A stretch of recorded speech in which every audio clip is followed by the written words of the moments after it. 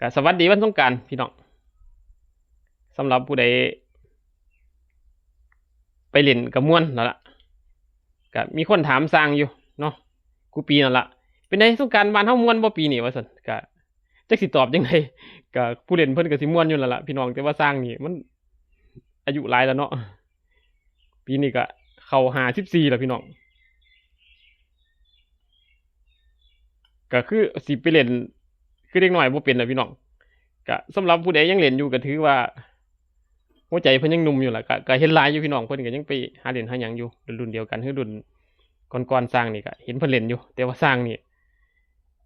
เป็นผู้เฒ่ามาโดนแล้วพัดตั้งแต่มีลูกนี่ก็บ่ได้เคยไปเล่นสงกรานต์จักเทื่อพี่น้องละก็ผู้ม่วนก็ม่วนไปบ่เป็นหยังชีวิตเฮาเลือกเลือกไปเลือกมันม่วนไผม่วนมันมักไผมักมันพี่น้องอย่าว่ากันเนาะก็สงกรานต์ก็บ่ดูดอกมีปีละเที่ยก็สำหรับผู้ใดม่วนก็ม่วนไปสงกรานต์แล้วก็เบาตัวเบาตนหนักที่หัวเบาตัวเบาตนก็คือเบาเงินเนาะแต่ก็ปวดหัวเนี่ยก็คือแห้งแห้งบ่ว่ากันมักไผมักมันพี่น้องชีวิตเกิดเที่ยเดียวตายเที่ยเดียวนั่นละเอาให้มันม่วนโลดสำหรับผู้ใดมักม่วนว่าสำหรับสร้างนี่มันมักแบบนี้เนาะมันมักคนละแบบ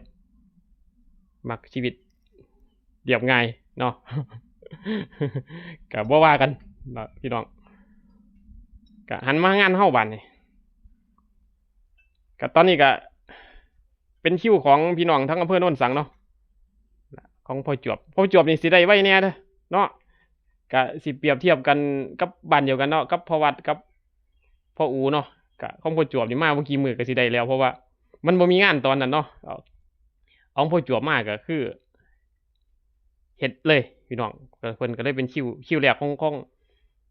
องช่วงนี้เนาะของล็อกนี่ล็อตนี่ก็ของพ่อจวบเป็นขั้นที่1เนาะก็ตอนนี้ก็ระบบต่างๆก็ถือว่าเกือบ100%แล้วพี่น้องเรียบร้อยแล้วเบิดแล้วเรียบร้อยระบบเกียร์ระบบเบรกระบบบีบเลี้ยวเนาะระบบซอยเลี้ยวระบบยกผานเรียบร้อยแล้วตอนนี้ก็กำลังสิประกอบโค้งผานพี่น้องโค้งผานเพิ่นนี่ก็ถือว่าเกือบไม่พี่น้องผานยังหนาอยู่เป็นยี่ห้อเงาแท้เลยก็โตปรับผานเพิ่นนี่เนาะสร้างมาเฮ็ดนี่ก็สิได้ดีกว่าหมู่ได้จังน้อยเพราะว่าของเพิ่นมันนี่มันเป็นกาปืนใหญ่เนาะพี่น้องก็ผู้ใดอยากได้ดีๆอยากได้ทนๆเนาะพี่น้องเนาะอยากได้ทนๆอีหลีก็ซื้อมาเด้อพี่น้องเด้อแบบเหลี่ยมๆนี่กาปืนใหญ่นี่ซื้อมา2อันเนี่ยตัวแบบเนี่ยซื้อมาให้สร้างเฮ็ดให้ถ้ามันติดรถเข้ามาน่ะมันบ่ค่อยดีพี่น้องนี่มันดีอย่างหนึงก็คือมันยืดได้หลายหดได้หลายพอเกี่ยวมันเกี่ยวของยี่ห้อนี่ปืนใหญ่นี่เนาะมันเกี่ยวมันสิยาวแล้วก็เกี่ยวมันสิเป็นแบบบ่บ่เป็นเกี่ยวเป็นคมมันสิเป็นเกี่ยวแบบเป็นเหลี่ยมอ่ะเนาะมันสิทนกว่ากันล่ะคุ้มค่าพี่น้องล่ะผู้ใดอยากได้ดีก็คือซื้อตัวนั้นมาให้สร้างเฮ็ดซื้อมา2 ตัวปรับมันนั่นตัวปรับหน้าปรับหลังบอกเขาก็ตัวหนึงก็สิประมาณบ่เกิน300ดอกพี่น้องลงทุนจังหน่อยคันอยากได้ดีว่ะเฮาจังสิบ่ได้เฮ็ดดูนี่เนาะก็ถ้าเป็นแบบติดรถมาแบบได้สร้างก็สิเฮ็ดให้แบบนั้นบางท่านก็อาจสิรูดง่ายเนาะแต่ว่าใครอยากได้ทนๆก็เอาแบบพอจวบนี่เนี่ยทนแท้เนี่ยรุ่นนี้รุ่นนี้เนี่ยเหลี่ยมๆนี่ก็คือสิเคยใส่อยู่ดอกผู้ใดก็ได้รถอีแตกเนี่ยรุ่นนี้แน่นอนครับนะโปรโมทให้เพิ่นพร้อมเนาะเพราะว่าของดีอีหลี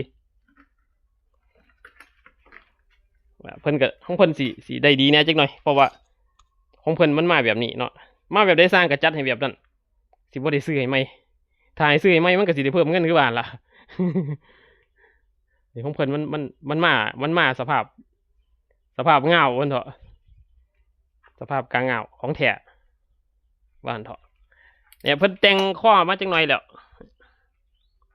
เจ้าของเพิ่นเฮ้อ กะสิเจ้าของเพิ่นคือจังใดคือเพิ่นซื้อมามือสองก็บ่จักเพิ่นแต่งข้อมานิดนึงสั่งเลี้ยวจากเลี้ยวเบิ่งเนาะเพิ่นแต่งข้อมาจังหน่อยกะองศาเกือบได้กะเพี้ยนไปจากสร้างเฮ็ดอยู่นิดนึงละก็ถือว่าผู้เฮ็ดผานชุดนี้ก็ถือว่ามีความรู้เรื่องเฮ็ดผานเติบอยู่พี่น้องเกือบได้สูตรของสร้างมันก็สูตรของเพิ่นก็สิได้มันก็สิได้เป๊ะของสูตรของเพิ่นแล้วล่ะแต่ว่าสูตรของสร้างมันเป็นอีกอย่างนึงเนาะก็อันนี้บ่ได้ว่าเพิ่นเฮ็ดสูตรของเพิ่นบ่ดีนี่สูตรของเพิ่นเดี๋ยวสร้างสิปรับอีกนิดนึงให้มันเป็นสูตรของเจ้าของเนาะให้มันลงตัวกับของเจ้าของอันนี้มันลงตัวกับของเพิ่นนะบ่ได้ว่าเพิ่นก็พามาเบิ่งองศาตัวนี้ก็องศาตัวนี้พี่น้องผู้ใดเฮ็ดเอาเองบ่ฮู้จักองศามันองศาไทยเท่าใดสร้างก็เบิ่งกระโดดอันสามเหลี่ยมมันน่ะเนี่ยมันเป็นสามเหลี่ยมอยู่นี่เนาะปกติเนาะนั่นอันนั้นล่ะองศามันเอาตัวนี้มาเฮ็ดแทนสามเหลี่ยมเนาะสร้างตัดออกตัดตัวที่มันมานี่แล้วก็เป็นสามเหลี่ยมนี่สร้างตัดออกโอ้มาเฮามีพี่น้องมาเล่นน้ำบ่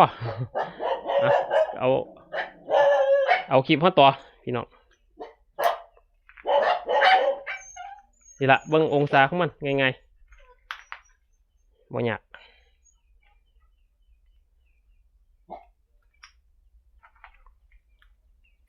กะตัวนี้กับตัวนี้กะ30 เซนนะพี่น้อง30 เซนเอาง่ายๆตัวหลักมันนี่30 เซนกะตัวแขนยกมันนั่นก็30 เซนจื้อไว้จำไว้มีเท่านั้นล่ะ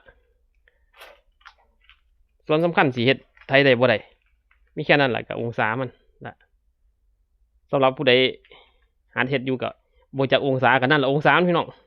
ง่ายๆบอกเบิดแล้วล่ะบ่ได้ห่วงดอกอย่าแต่เฮ็ดได้บ่ได้เฮ็ดคันเฮ็ดบ่ได้ก็พยายามต่อไปเด้อสำหรับผู้ใดเฮ็ดเองก็รถคันนี้ก็ของพี่น้องทั้งสวนภูมิก็ตอนนี้ก็ตัวคัดซี่ตัวแทนเครื่องก็ว่างแล้วเรียบร้อยก็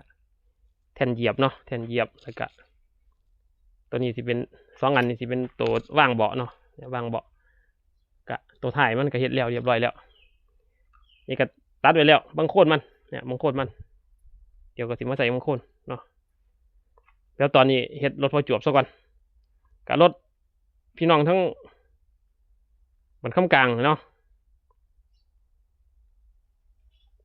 มันค่ำกลางขึ้นเป็นขบกลางมันค่ำกลางเนาะถ้าผิดพลาดก็จะว่ากันเด้อพอจำบ่ได้จำซื้อบ้านบ่ได้มันซับซ้อนระหว่างเป็นขบกลางค่ำกลางนี่แหละคือสิเป็นมันค่ำกลางเนาะก็ตอนนี้ก็ว่างแทนเครื่องแล้วเรียบร้อยคัดซี่แล้วก็ตัวเหยียบแผ่นเหยียบแล้วก็ท้ายเฮ็ดแล้วนี่ก็มองว่างเบาะเนาะก็ตัวนี้ก็สิคือสิได้ขั้นโดนก็มูจังหน่อยเพราะว่าเกียร์ทะเลทองดูนี่เนาะมันเป็นเกียร์เขาเอิ้นเกียร์ชักเนาะเกียร์ชัก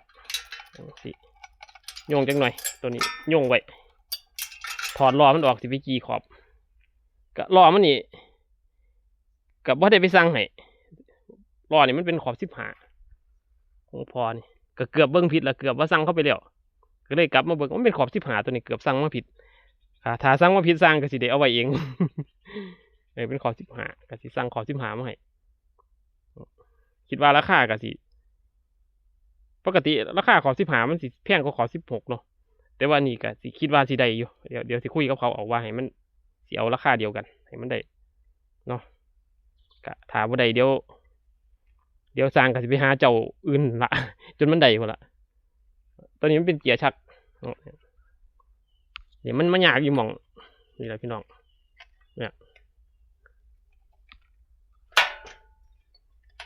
มันยากออกมันยากอยู่ว่าเฮ็ดจังไดมันจังสิซักออกซักเข้าได้ไงเนาะเนี่ยแต่เกียร์1กับเกียร์ถอยมันบ่มีปัญหาแต่ว่าเกียร์2นี่มันต้องชักมากสิเนาะนี่ก็มีคนถามว่าสั่งเฮ็ดมาหลายคันแล้วบ่ทะเลทองนี่บ่สิ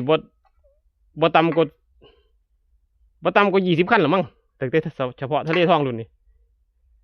แต่ก่อนๆเฮ็ดแรกๆสร้างก็ ซื้อที่โค้งรุ่นนี้มาเห็ดเพราะว่ามันทนเนาะโค้งรุ่นนี้เนี่ยพอๆกับพวกสร้างเหล็กเนาะแต่ว่าถ้าถามสร้างว่า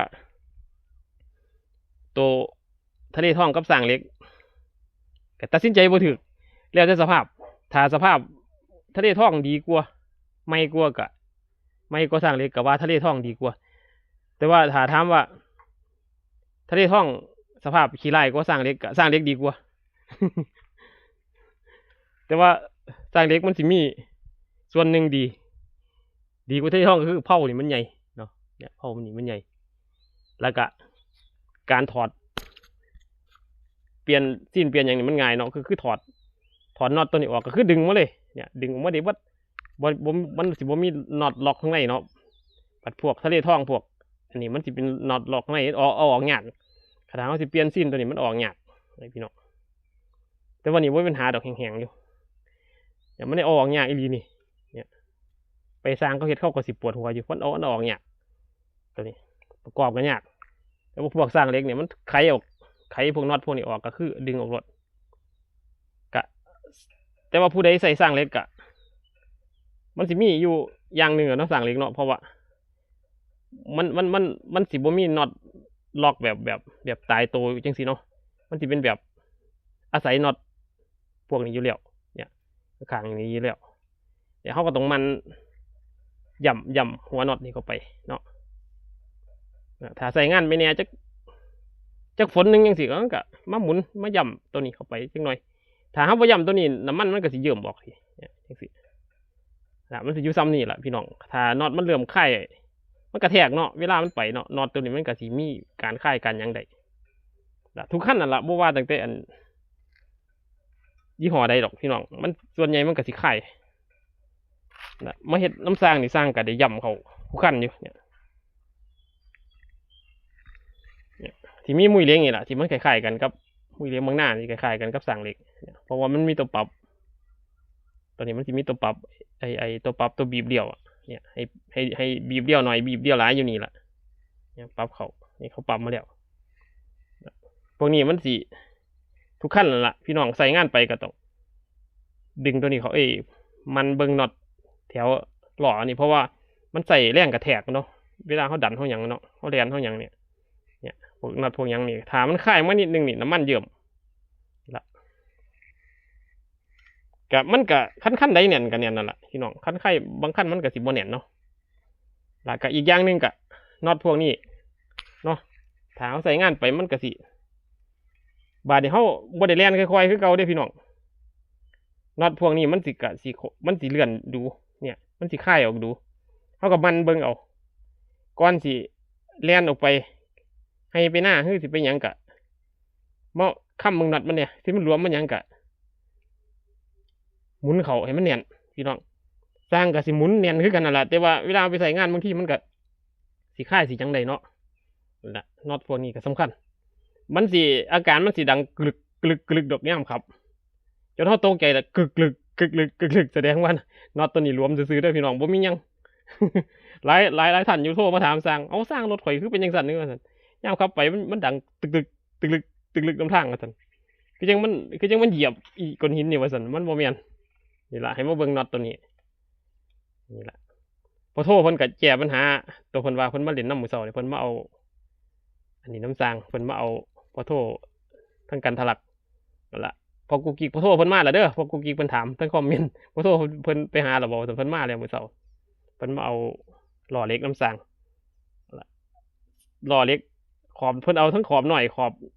ทั้งขอบหน่อยขอบใหญ่ไปเนาะขอบหน่อยให้เพิ่นซื้อขอบใหญ่ขายให้เพิ่น1,000เนาะขอบหน่อยนั้นให้เพิ่นซื้อมันสิมีขอบแคบขอบกว้างเนาะนี่ละพอโทรเพิ่นไปซื้ออันนี้เพิ่นว่าเพิ่นไปซื้อไอ้น็อตไอ้ของรถปิกอัพมาใส่ว่าซั่นเพิ่นว่าน็อตนี้มันสิดีกว่ากันว่าซั่นละมันเบิ่งพี่น้องคอยเบิ่งรถพอสมคิดก็อยู่ทางนอกพุ่นเดี๋ยวสิเอาเข้ามาทางในนี่ล่ะเดี๋ยวประกอบโครงผันของพอจวบแล้วเรียบร้อยก็สิเอารถพอสมคิดเข้ามาแล้วก็สิเอา2คันนี่ออกเข้าไปทางในเนาะตอนนี้ก็เหลืออยู่4คิว พี่น้องละก็สำหรับผู้ใดเสียมาเฮ็ดต่อไปก็ถาบ้านเขาแล้วเด้อพี่น้องถาผู้ใดบ่ได้เฮ็ดหน้าก็เอามาถิ่มไว้ก็ได้บ่เป็นหยังถ้าสิเฮ็ดอีหลีเด้อจึงโทรมาพี่น้องอย่าสิโทรมาตัวเด้อพี่น้องส่วนใหญ่เพิ่นสิโทรมาตัวสร้างถึกตัว เดือนนี้สร้างถึกตัวไปหาเถื่อ แต่ว่าก็บ่เป็นหยัง ถึกตัวคือหยังติถึกตัวนัดฮอนมือมาแต่ว่าบ่มา นี่เป็นจังแน่นอนนี่พอค่ำกลางพี่น้องทั้งสุวรรณภูมิแล้วก็บ่ต้องไปคิดประจวบ นี่เพิ่นแน่นอน มาแท้ นั่นล่ะจะว่าอันผู้ใดโทรมาถ้าสร้างสิถามเนาะจะสิมาอีหลีบ่คือตัวเว้าอีเล่นสร้างสิถามแนวนี้ก็จะว่ากันเด้อพี่น้องเพราะว่ามันถึกตัวดูเนาะล่ะสำหรับผู้เพิ่นสิมาอีหลีเพิ่นบ่บอกอะไรพวกดอกผู้สิบ่มาเนี่ยโอ้พี่น้องสอจนสร้างปวดหัว บัดสิเว้าว่าจังไดบัดสิวางสายแล้วว่าไปถามเมียผมก่อน โอ้ยถ้าฟังแต่ความเมียนั่นเมื่อยเบิดปีพี่น้องถ้าเขาฮักเขาก็สิตามใจเฮาเท่านั้นล่ะถ้าเขาบ่ฮักเขาสิเฮาตายไว้เขาสิใส่งานเฮาหนักๆเอาหัวใหม่ก็คือเขาบ่ให้เฮาเฮ็ด เว้าหยอกเด้อพี่น้อง นั่นล่ะสำหรับผู้ใดมาเฮ็ดน้ำสร้างนี่แปลว่าเมียฮักทุกคนเนาะ ฝากไปพอเตี้ยพอกุ๊กกิ๊ก ทุกท่านละก็หลายท่านอยู่บ่ได้สื่อไปจำได้เบิดอันน่ะพี่น้องดึงกันกับเบิดทุกคนเนาะก็พุ่นละห้องพอสมคิดก็เห็นตั้งแต่ถ่ายอยู่พุ่นเดี๋ยวก็เสร็จไปผมพร้อมหมู่3คันนั่นล่ะเนาะเดี๋ยวตอนนี้เร่งให้พ่อจวบซะก่อนก็เว้ามาหลายแล้วพี่น้องก็คลิปนี้ก็เอาไว้ซ้ำนี้ซะก่อน